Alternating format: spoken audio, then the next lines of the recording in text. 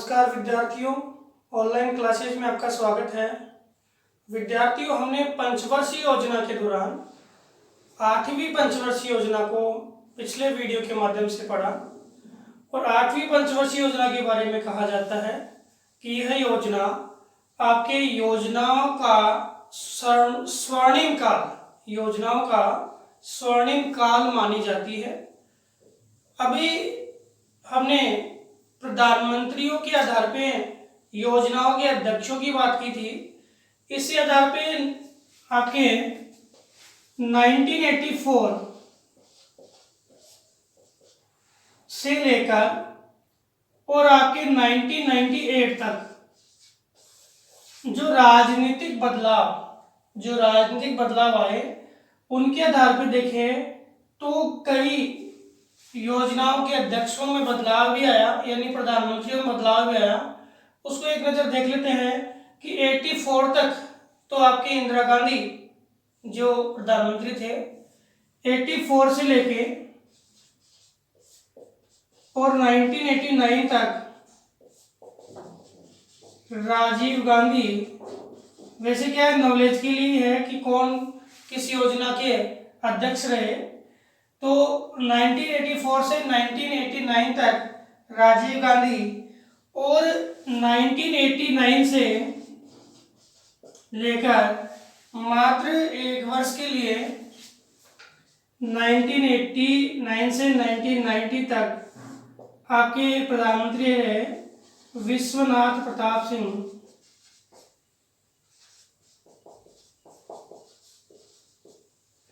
VP Singh के नाम से जानते हैं इनको, वीपी सिंह। इसके बाद 1991 से लेके ये बोल सकते हैं सबसे अच्छा काल या 8वीं पंचवर्षीय योजना का काल यही है, 92 से 93। तो ये आपके सबसे अच्छा काल किसका, योजनाओं का भी, देश के विकास का भी। क्यों? क्योंकि इस काल में आई जो आर्थिक नीतियां हैं वो देश के विकास के लिए सबसे महत्वपूर्ण नीतियां रही। आर्थिक नीतियां नहीं, सामाजिक नीतियां जो भी आई वो भी देश के विकास के लिए सबसे महत्वपूर्ण रही। शिक्षा है, आपके स्वास्थ्य की जो रूपरेखा है, शिक्षा के प्रसार के बारे में कहा गया, प्रौढ़ शिक्षा के बारे में कहा गया।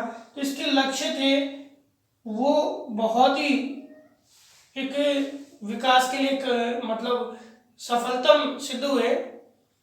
और इस समय आपके जो प्रधानमंत्री थे वो थे पीवी नरसिम्हा राव।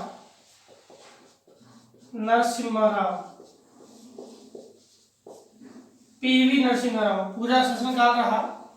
इसके बाद जो बदलाव जो देखने को मिले राजनीति में वो आपके बहुत ही महत्वपूर्ण है। देखें तो 96 में अटल बिहारी वाजपेयी 13 दिन की सरकार, 13 महीने की सरकार अटल बिहारी वाजपेयी जी की। फिर 96 97 HD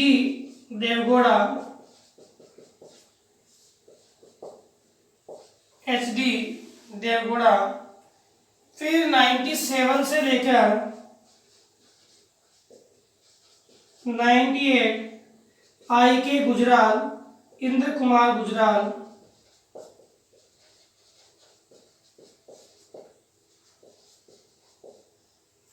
गुजराल है।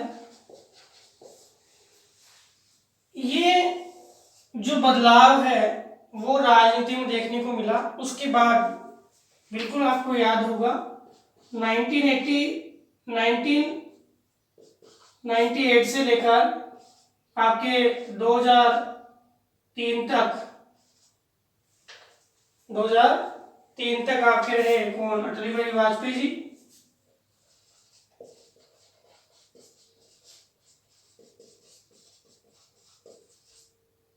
फिर 2 बार आपकी मनमोहन सिंह जी की सरकार आ गई।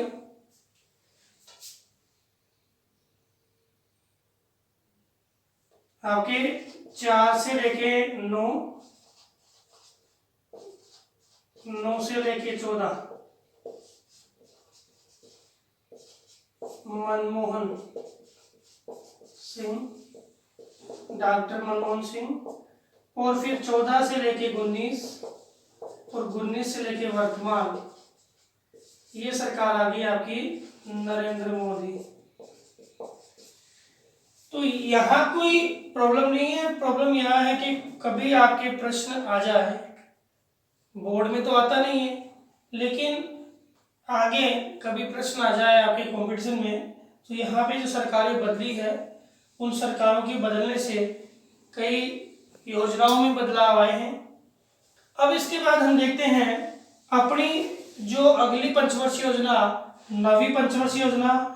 नवी पंचवर्षीय योजना का काल आपको पता ही है, 297 से लेके 2002 तक, यानी एच.डी. देवेगौड़ा, इंद्र कुमार गुजराल और अटल बिहारी वाजपेयी जी, ये 3 इसमें अध्यक्ष रहे। नवी पंचवर्षीय योजना देखते हैं।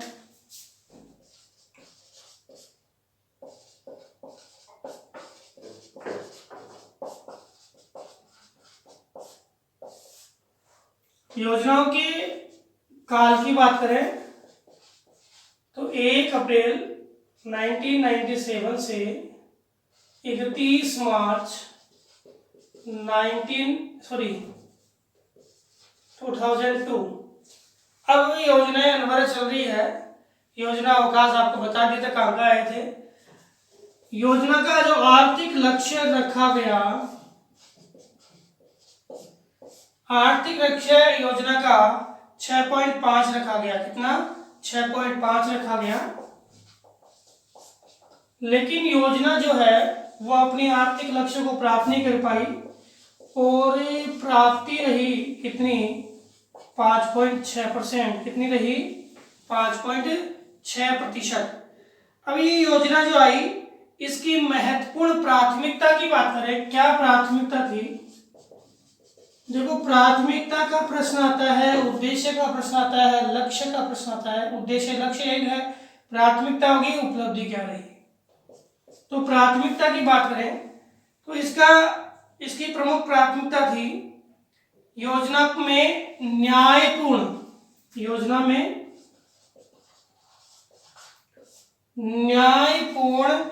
वितरण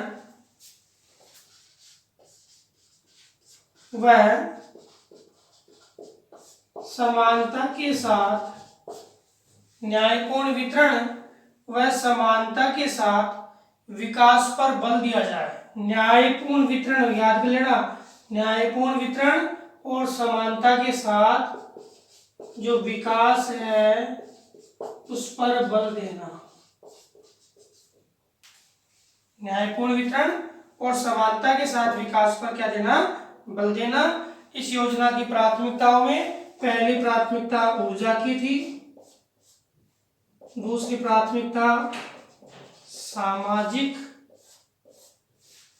जो सेवाएं हैं उनकी थी, और तीसरी प्राथमिकता कृषि व संबंधित मुद्दों की थी। पहली ऊर्जा, दूसरी सामाजिक सेवाएं, और तीसरी कौन सी है? कृषि और संबंधित सेवाओं की प्राथमिकता थी। इसके अतिरिक्त इसमें आत्मनिर्भरता के साथ, यानी आत्मनिर्भरता को प्राप्त करना, ये जो जितनी भी क्रियाएं हैं उनके अतिरिक्त आत्मनिर्भरता को प्राप्त करना इस सेवा का प्रमुख उद्देश्य या प्राथमिकता थी। आत्मनिर्भरता क्या करना? प्राप्त करना, आत्मनिर्भरता के साथ आगे विकास करना, ये इस सेवा का प्रमुख उद्देश्य या प्राथमिकता थी। तथा जो रोजगार क्षेत्र है, रोजगार क्षेत्रों का सृजन करना, रोजगार का सृजन या रोजगार का संवर्धन करना, इसके अतिरिक्त वे आत्मनिर्भरता के साथ तो विकास करना, आत्मनिर्भरता स्तर को प्राप्त करना, रोजगार का संवर्धन करना, और सबसे महत्वपूर्ण है कि इससे पहले भी हमने पढ़ा था क्षेत्रीय असंतुलन, क्षेत्रीय असंतुलन की जो रूपरेखा थी उसको कम करना और इसको दूर करने के लिए नवीनतम योजनाएं बनाना, ये इसकी प्राथमिकता थी। किसकी? आपकी नवीं पंचवर्षीय योजना की। एक बार देख लेते हैं। लक्ष्य तो 6.5 और प्राप्ति 5.6, न्यायपूर्ण वितरण और समानता के साथ क्या करना? विकास पर बल देना। ऊर्जा को पहली प्राथमिकता दी गई। ऊर्जा में 25.9% विकास का लक्ष्य रखा गया। और सामाजिक सेवाओं में आपके लक्ष्य 21.9 का रखा गया। और कृषि और संबंधित क्रियाओं में 20.5 का लक्ष्य रखा गया विकास का। आत्मनिर्भरता पूरक या आत्मनिर्भरता स्फूर्त विकास की बात की गई। रोजगार के क्षेत्रों का संवर्धन करने को प्राथमिकता दी गई और क्षेत्रीय असंतुलन को कम करने को प्राथमिकता दी गई। प्राथमिकताओं के बाद इस योजना के जो प्रमुख लक्ष्य जो है यानी उद्देश्य जो है जो इस योजना के लिए मुख्य माने जाते हैं, इन उद्देश्यों में पहला उद्देश्य है योजना का लक्ष्य या उद्देश्य। पहला उद्देश्य आपका योजना का है वो कृषि व ग्रामीण विकास को प्राथमिकता देना। कृषि व ग्रामीण विकास को प्राथमिकता देना और उत्पादक जो स्तर है, उत्पादक स्तरों को बढ़ावा देना। कहां पर? ग्रामीण क्षेत्रों में जो उत्पादक स्तर है उसको बढ़ावा देना। और उत्पादक स्तर बढ़ेंगे तो क्या मिलेगा? रोजगार। तो रोजगार को पैदा करना या रोजगार को बढ़ावा देना, रोजगार का निर्माण करना, वो इसका उद्देश्य था पहला। दूसरा उद्देश्य था कि मूल्यों की स्थिरता को बनाए रख करके, मूल्यों की स्थिरता को बनाए रखकर, मूल्यों की स्थिरता है उसको क्या करें? बनाए रखकर आर्थिक विकास को, आर्थिक विकास को तेज करना। ये बात समझना इंपॉर्टेंट भी है कि मूल्यों की स्थिरता को बनाए। अगर मान लो मूल्यों में बदलाव आ रहा है, मूल्य बढ़ रहे हैं, मुद्रास्फीति बढ़ रही है, तो यहाँ पे हम अपनी अर्थव्यवस्था को काबू नहीं कर सकते हैं, हम अर्थव्यवस्था के विकास को सोच भी नहीं सकते हैं। लेकिन मूल्यों की स्थिरता है और फिर आगे से आगे विकास हो रहा है, तो विकास को, आर्थिक विकास को गति मिलेगी। मूल्यों की स्थिरता होगी तब, मूल्यों में बदलाव होगा तो आर्थिक विकास को गति नहीं मिलेगी और आर्थिक विकास जो है वो क्या होगा?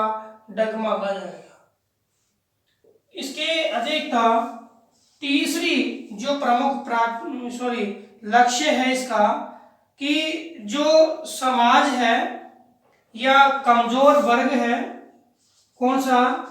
समाज का कमजोर वर्ग है, उस कमजोर वर्ग को पोषण प्रदान करना। कमजोर वर्ग को क्या प्रदान करना? पोषण। और पोषण भी ऐसे नहीं कि पोषण प्रदान करने के लिए हमने कोई योजना बना दी। पोषण जो है प्रदान करने के साथ साथ उस पोषण को क्या है? सुनिश्चित किया जाए। पोषण को क्या करें? कमजोर वर्ग के पोषण को या कमजोर वर्ग को पोषण प्रदान करें और इसके लिए एक कानून बनाए या सुनिश्चित करें कि उनको क्या मिले? भोजन मिले और पोषण सुरक्षा उनको प्रदान की जाए। क्या की जाए? पोषण सुरक्षा प्रदान की जाए। ऐसा नहीं है कि एक योजना बना दी और इस योजना के माध्यम से गरीबों को अन्न मिल जाएगा, गरीबों को क्या मिल जाएगा? अन्न मिल जाएगा, लेकिन वहां गरीबों को अन्न नहीं मिलता है। जो बड़े बड़े ठेकेदार हैं वो उस अन्न का क्या करते हैं? ब्लैक कर देते हैं और गरीब बेचारा भूखा रह जाता है। तो यहाँ बात की गई कमजोर वर्ग को पोषण प्रदान करें और पोषण के साथ सुनिश्चित प्रदान करें और पोषण की सुरक्षा भी उनको दे। पोषण में क्या है? भोजन प्रदान करें। क्या प्रदान करें? भोजन प्रदान करें। और जो आपकी 8वीं पंचवर्षीय योजना में एक बात आई थी जनसंख्या नियंत्रण, तो जनसंख्या नियंत्रण के लिए एक विशेष प्रावधान लागू किया जाए या जनसंख्या जो नियंत्रण है उस जनसंख्या नियंत्रण या जनसंख्या जो वृद्धि है उसको काबू करने के लिए प्रयास किए जाए। तो जनसंख्या वृद्धि को या जनसंख्या वृद्धि पर काबू पाने का लक्ष्य रखा गया। अब काबू कैसे पाएंगे? कई परिवार नियोजन कार्यक्रम, जागरूकता फैला करके और शिक्षा का प्रसार करके, रूढ़िवादिता को कम करके ये जनसंख्या वृद्धि है उस पर काबू पाने का लक्ष्य इस योजना में रखा गया। और ये आरंभ कब हुआ था? 8वीं पंचवर्षीय योजना में। इसके अतिरिक्त जो विकास है इसमें विकास में लोगों की सहभागिता को मुख्य सहयोग या जो लोगों की सहभागिता है या लोगों का जो सहयोग है उसको प्राथमिकता देगी। क्या? कि जन सहभागिता के आधार पर, जन सहभागिता के आधार पर क्या किया जाए? आर्थिक विकास किया जाए। क्या किया जाए? आर्थिक विकास किया जाए। और आर्थिक विकास के साथ साथ जन सहभागिता के आधार पर क्या किया जाए? विकास किया जाए। और विकास में क्या है? पर्यावरण संरक्षण को ध्यान में रखा जाए। किसको?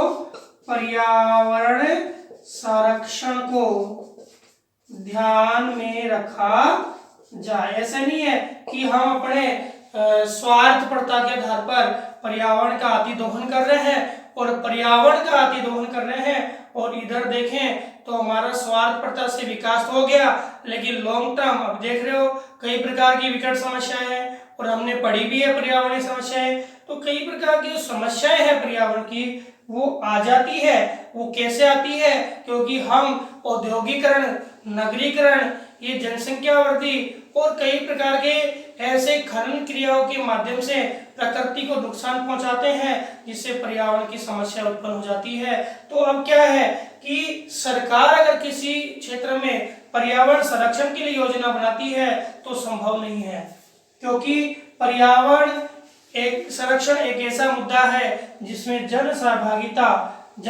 सहभागिता के बिना कुछ भी नहीं हो सकता।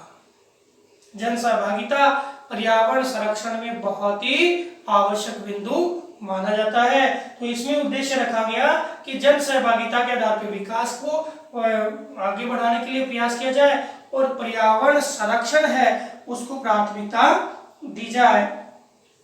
और आपके 8वीं पंचवर्षीय योजना का एक जो उद्देश्य या लक्ष्य था, क्या? जो पंचायती राज व्यवस्था है इस व्यवस्था को क्या बनाया जाए? सशक्त बनाया जाए। ये आपके 8वीं पंचवर्षीय योजना का जो लक्ष्य था उसको और भी मजबूत करने के लिए इस योजना में भी ये लक्ष्य रखा गया। इसके अतिरिक्त देखें तो महिलाओं और सामाजिक रूप से उपेक्षित वर्ग जो है उसको सक्षम और सामर्थ्यवान बनाने के लिए क्या है? प्रयास किया गया। मुख्य रूप से कौन? महिला और सामाजिक या समाज का जो उपेक्षित वर्ग है, उपेक्षित का मतलब है जो निम्न आय का वर्ग है, जो समाज में उपेक्षित माना जाता है, उस उपेक्षित वर्ग को समर्थ बनाने के लिए, सक्षम बनाने के लिए प्रयास किया जाए। उपेक्षित वर्ग को, महिलाओं को सक्षम और सामर्थ्यवान बनाने का लक्ष्य इस योजना में रखा गया। इसमें जो आपके मुख्य लक्ष्य था कि आत्मनिर्भरता, मुख्य लक्ष्य क्या था कि आत्मनिर्भरता प्राप्त करने के लिए जो प्रयास है वो क्या बढ़ाए जाए, सुदृढ़। आत्मनिर्भरता के लिए, आत्मनिर्भरता के लिए सुदृढ़ प्रयासों का, या सुदृढ़ जो प्रयास है उसको, या प्रयासों को, आत्मनिर्भरता के लिए क्या करें, प्रयासों को सुदृढ़ करें। अपने जो प्रयास हैं उनको सुदृढ़ करें, और सुदृढ़ करके हम क्या कर सकते हैं, आत्मनिर्भरता को प्राप्त कर सकते हैं।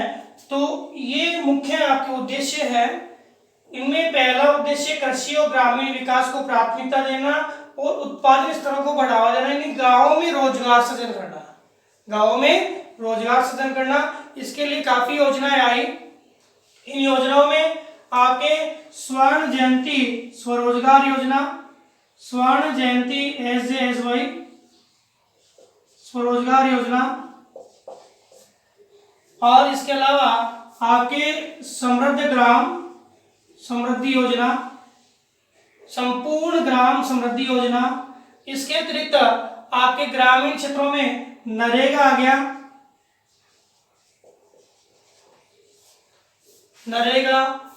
नरेगा के अतिरिक्त हम देखें तो ग्रामीण क्षेत्रों में आपके इसी क्षेत्र, ग्रामीण क्षेत्रों के विकास के लिए या जो पोषण प्रदान करना है, इस पोषण प्रदान करने के लिए आपकी जो प्रधानमंत्री अंत्योदय योजना, अंत्योदय योजना, अन्नपूर्णा योजना 2001 में, अन्नपूर्णा योजना, ये योजना आपके इसी पंचवर्षीय योजना में आई, अंत्योदय योजना और अन्नपूर्णा योजना। इसके अतिरिक्त आपकी नरेगा, जो नरेगा आया तो कब 2006 में आया, लेकिन नरेगा की जो रूपरेखा है वो शुरू से चलती आ रही थी। कौन सी, आपके ग्रामीण रोजगार योजना, राष्ट्रीय ग्रामीण रोजगार योजना या एम्प्लॉयमेंट प्रोजेक्ट, NREP पहले भी आया था इसका, नेशनल रूरल एम्प्लॉयमेंट प्रोजेक्ट, ये पहले से चल रहा था। इसके अतिरिक्त आपकी जो योजनाएं हैं जिसके विकास में आपकी प्रधानमंत्री ग्राम सड़क योजना, ये भी आपकी इसी पंचवर्षीय योजना में आई, 2000 में आई, 25 दिसंबर 2000। गांव जो है उसको, गांव के ढाणी है, गांव के जो भाग है उनको 500 की आबादी, 500 की आबादी कौन सी, 500 की आबादी में आप पढ़ा था हमने कि 500 की आबादी वहां पे जो ग्रामीण क्षेत्र है, और 250 की आबादी कौन से, जो क्षेत्र आपके जनजातीय है या पर्वतीय क्षेत्रों में रहते हैं उन भागों में सड़कों का निर्माण किया जाए। जो क्षेत्र 250 की आबादी है वो जनजातीय क्षेत्र में, और 500 की आबादी है वो ग्रामीण क्षेत्रों में। और जहां पे 1000 की आबादी है वहां तक 2007 तक रोड बनाने का प्रावधान था, और बाकी 500 की आबादी में ये वर्तमान तक रोड बनाने का प्रावधान था। तो लगभग ये सभी रोडें हैं वो पूरी तरह क्या हो गई, तैयार हो गई। तो ये जो योजनाएं हैं वो आपकी इसी पंचवर्षीय योजना के दौरान आई है। SJSY है, आपके नरेगा है, अंत्योदय है, अन्नपूर्णा है, प्रधानमंत्री ग्राम सड़क योजना है। ये नरेगा जो आई है, मैंने नरेगा लिखा है ना यहाँ पे, मनरेगा, ये मनरेगा एक्ट पढ़ेंगे हम। मनरेगा वैसे तो क्या है, एक्ट 2005 है और आया फरवरी 2006 में, लेकिन नरेगा की रूपरेखा आपके तैयार हो गई थी SJSY से।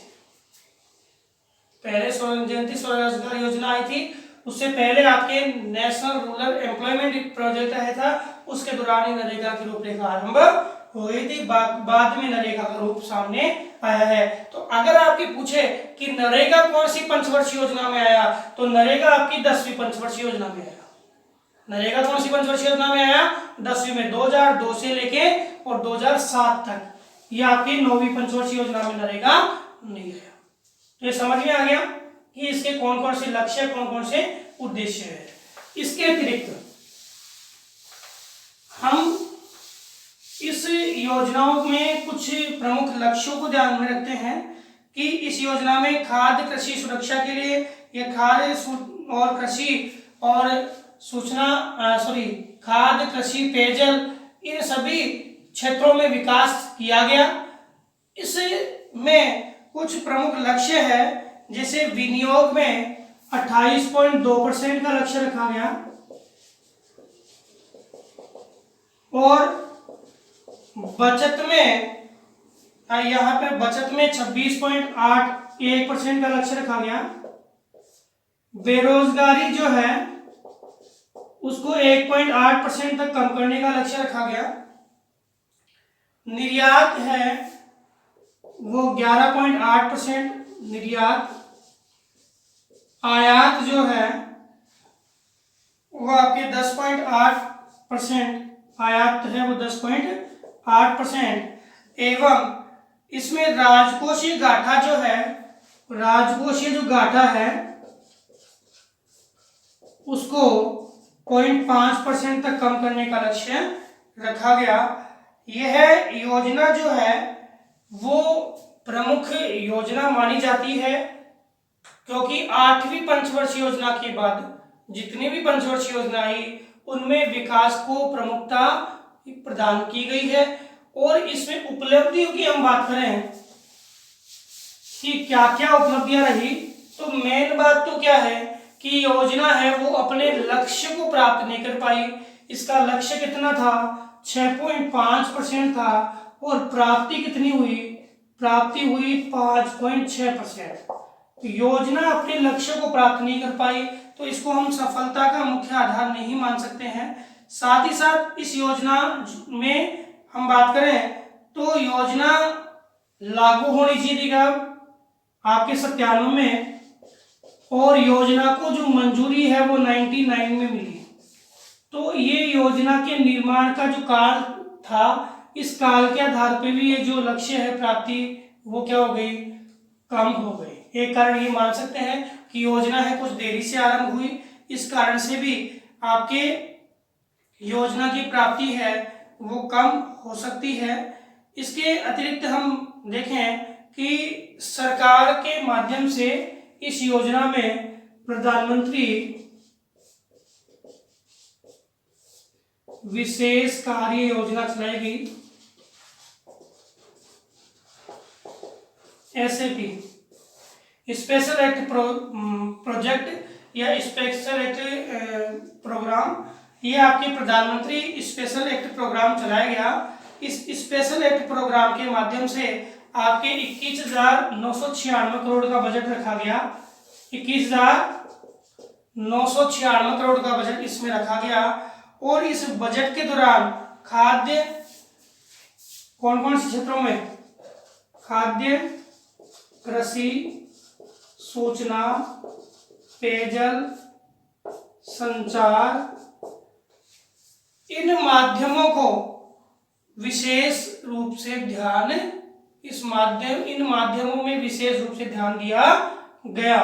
एसएपी जो आई, एसएपी में बजट कितना था? 21,946 करोड़ रुपए, और इसमें खाद्य, कृषि, सूचना, पेयजल, संचार आदि का मुख्य ध्यान रखा गया। तो इस प्रकार जो योजना है इसमें हमने बातें अभी की कि कौन कौन सी योजना इसमें आई। तो आपकी प्रधानमंत्री ग्राम सड़क योजना आई, अंत्योदय योजना आई, स्वर्ण जयंती स्वरोजगार योजना आई, संपूर्ण ग्राम समृद्धि योजना आई। तो ये काफी योजनाएं जो गरीबी उन्मूलन की योजनाएं हैं, गांवों के विकास की योजनाएं हैं, वो आपके इस पंचवर्षीय योजना के लिए आई। तो ये पंचवर्षीय योजना भी आपके योजनाओं में समस्त योजनाओं में प्रमुख योजना मानी जाती है। सही हम निर्धारण करें तो ये मान लो कि वर्तमान जो विकास हो रहा है, इस विकास का आधार जो है वो यही काल था। क्योंकि वर्तमान में जितनी भी योजनाएं हम कंपैरिजन कर सकते हैं, उन योजनाओं का आधारशिला, उन योजनाओं की आधारशिला है वो इस योजना काल में ही मानी जाती है।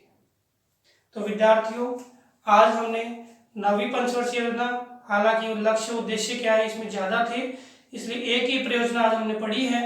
अगले वीडियो में अगली परियोजना को हम पढ़ेंगे। धन्यवाद।